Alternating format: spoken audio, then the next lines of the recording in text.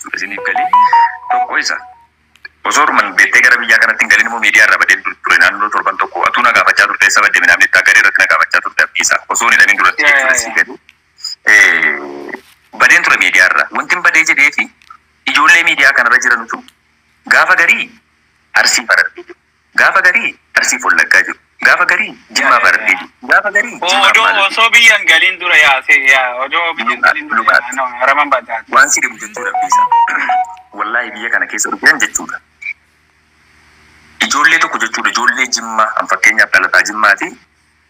Ijoollee Jimmaan nam tokko namni itti wal argee hin jiran mucaa tokko waan akkasii sii galee namoonni as keessatti wal argaa jiru inni kaan Arsii inni kaan Baalee inni kaan Wallagga inni kaan akka Oromummaatti kabajni qabu miidiyaa irratti waan uummanni taa'ee akka waan afaan qixxaan baqaqsee kan babbaqaqaa ta'u kana miti fardaaf lafa wal argatu quban qabu uummanni jireenya miidiyaan fi lafarra kan jiru addaan. Miidiyaan callisee miidiyuu maratti mataa wal kubbsuudha sii galee guyyarraa ajandaa uumanii dhaloota ofii seenaan hojjenne garuu seenaa kaleessa abbootiin keenya hojjetan deebi'ee isaan wallaalumaan seenaa gurguddaa akkasii hojjetan nu warra garuu baranne jennee seenaa horiin hin dalaga jechuudha loon akkanaa isaan wajjin tarree galtee miidiyaa irra taa'uutti namni tokko fakkeenyaaf yoo seera beeke adaraa seeraa jettaan yoo uumaa isaa sodaate adaraa rabbi adaraa waaqayyoo jettaan yoo sirna sodaate adaraa abbaa gada adaraa adda isin kee jettaan maraataa kana hunda keessaa iyyuu hin qabne si galaa jira miti waan gootuun qabdu wajjin maraataa kana hundaa quban qabne rabbiin jennaan dhageenya adaraa seeraa jennaan hin fudhanne adaraa maalii jennaan waan tokko akseeptisi gochuu hin dandeenye kallattiin isaa wajjin teessee dubbattuuf hin jiru rabbiin isaan akka jelchi yookaan isaan balleessu jettee ofii keetii dudda galtee teessee ilaaluudha jechuudha. Sanan filannoo godhee torban tokko miidiyaa irra badee ture jechuudha osoo hin hidhamin duratti. Si gaafateetan ture odoo ati biyya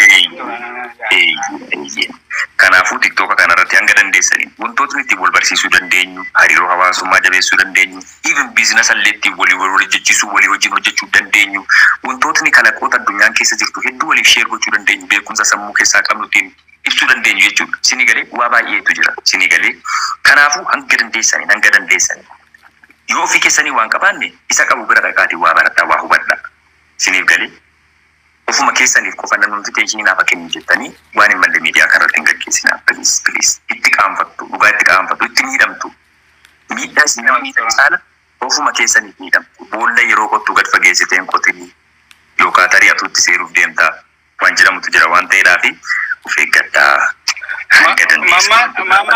Mamaaksi keemmoo hedduun natti tola guyyaa tokko maal jette seete dubbachuu hin danda'u kolfuu hin danda'u beektana bakka hojiitan jira. Boofatu maal seene harkisuutti hin citaa gadiisuutti walitti bitaachi.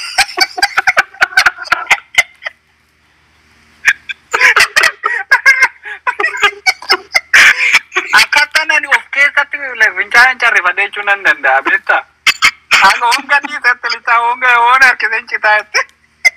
Dubbii keenya takkas ta'e sii galee dubbii keenya takkas ta'e garatti qabnu wallaalle sii galee baay'ee rakkatne sii galee.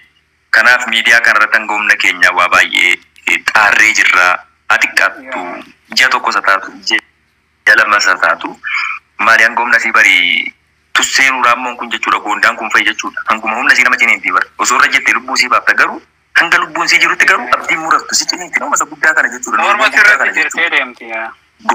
Morma sirratti kutti jechuudha. Nu nama taane immoo hanga dandeenyu waan tokko jechuudha waan nuti kana jechuudha chaalenjii gochuudhaaf of qopheessuun dirqama. Nako faltiifta beektaa gaafsan kolfanani kolfe lammaffaan kolfaseeni dhugaa. Dhaggeeffachaa dandeema akkanumatti akka hojjedha beektaa. Kolfuu hin danda'u dubbachuu hin danda'u. So akkattan bakka keessa jira. Dhugaa miidiyaa kanarratti pilaatfoormii kamiyyuu caalatti jechuudha Oromoon baay'ee tokko waliif dhaabbatee wal gargaaraa tokkummaa uumaa. Akkuma sana immoo jechuudha qaamonni badii immoo wantootni safuun amma dura argine hin beekne baay'eenis raawwateera dhugaadha. Namni deemsa deemu akkuma kaayyoodhaaf bakka deemuu qaqqabu tarkaanfatuutti daandii irratti gufuun isa dhuguu danda'a.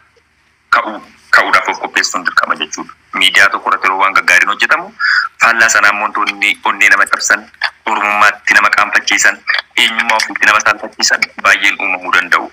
Wantoota akkasiis obsaan irra darbaa ittiin walii wajjin fufuun dirqama jechuudha. Malee abdii muratanii lakkiin ta'u jedhanii irraa fagaachuunis gaarii miti. Eessa deemtanii hawaasa kana wajjin jiraata?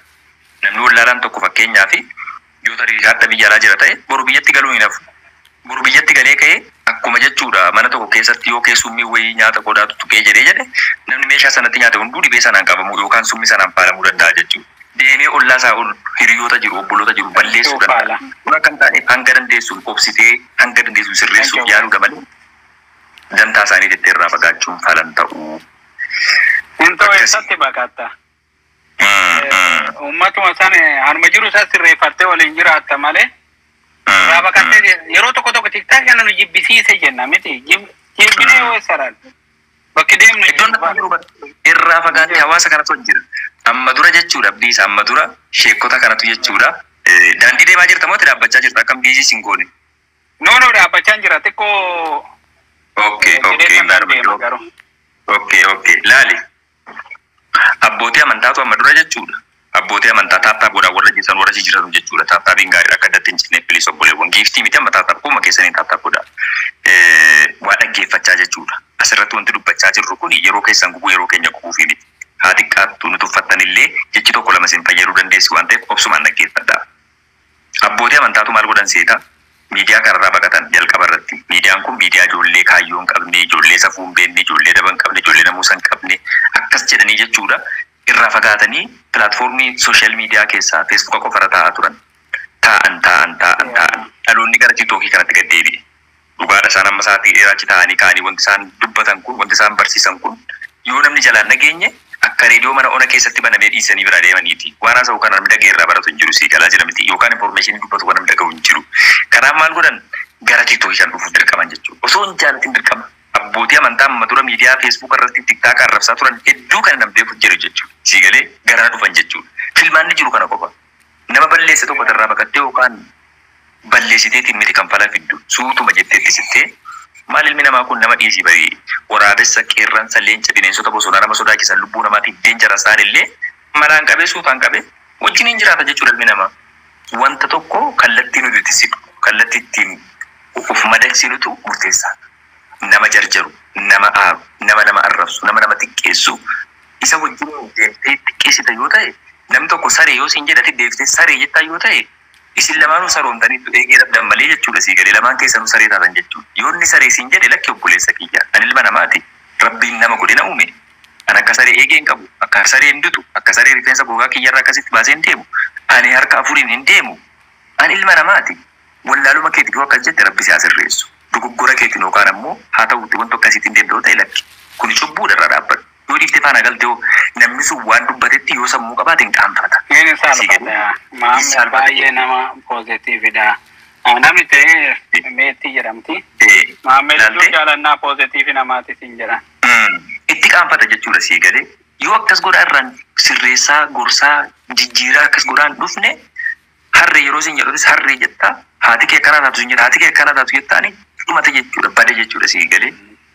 Jijjiiraman qabu jechuudha wantichi badee jira jechuudha sii galee kanaaf hanga dandeenyu waliif obsa qabaachaa miidiyaa kanarratti wantoota saba keenyaaf hojjennu waa baay'eetu jira sabni keenya dhalootni kuni mee abbootiin keenya kan miidiyaa hawaasummaa kanan fayyadamne kan ammoo rakkoon adda addaa bakka adda addaatti isaan dararaa jiru kun yoo nu dhaloonni miidiyaa irra kallattii adda addaa jirru kun sagalee taanee fi isaaniif furmaata wayii kennu ta'e abdiin saba kana rabbii gaditti eenyuun qaba. Kanaafuu waan kana dirqama mirga osoo hin taane dirqama namummaa, dirqama sabummaa, dirqama oromummaa qabna jechuudha. Kana yoo hin jedhu of gurguraatii hawaasa isa kaan jiraachisaa jechuu osoo hin taane waan lama sadi qabdu irraa tokko yoo qooddee jette rabbi biraafis nama biraafis galata argatta jechuudha. Sammuun keessa boqonnaa argata jechuudha. Namni waan gaarii hojjetee qaanfate hin jiru. Waan gaarii hojjettee yoomiyyuu hin qaanfatu. Yoo tarii rakkinni si mudachuu danda'a waan gaarii hojjette garuu sammuun kee boqonnaa qaba. Ciiftee irriba gaarii rafta. Namni nama miidhee jedhe osoo jireenya akkam tolee fi osoo wanta fedhayyuu komfortable life osoo jiraachaa jiraateeti rafee gangalata siree bareeda siree gatii qaalii irra rafee akka beektee saree gangalata jechuudha. Maaliif sammuu isaatu hin rafne kan rafu ilmi namaa ijaan osoo hin taane sammuudhaani sammuun kee hin rafne ijji kee walitti cufachuu hiikan qabu jechuudha. Kanaafuu miidiyaa kana hanga dandeessaniin waan qulqulluutti fayyadamaa jechuun barbaada obboleessa. Especially namni yoo wallole ani fi maamme rabbillee fidin yoo wallole namni hoggaa haare jechoota hin jedha dhugaadha walloluu dandeecha walitti buuta walitti buutee immoo hin araaramta garuu jechoonni arraboonni positiivii ta'anii fi negative jechuun safuu ta'anii jiru beektaa. Amma gadeedhaatu hojjettee jiraachuu hin dandeechu yoo siin jedhe. Ati akka dhiiraan taatu yoo siin jedhe akka dhiira taatu akka dhiira akka goota taatu si godha si jajjabeessa. Kakaasuudhaaf jechuudha. Xiiqii takka seenuu goota nama sana goota garuu haadha kee akkasaan godhu abbaa kee akkas ta'e abbaan keen akkasiiti haadhi keen akkasiiti ati warra akkasiiti jechuun suni dhugaa lolti wal arrabsuudha gadheedhaati yoo siin jedhe si jajjabeessuudha. Guyyaa mucaa bakka akkanaa oolu yoo siin jedhe akka badii tokko akka akkasiin oolle gara pozitiivatti dhuftu si godha beektaa aarte jechuudha itti afaan.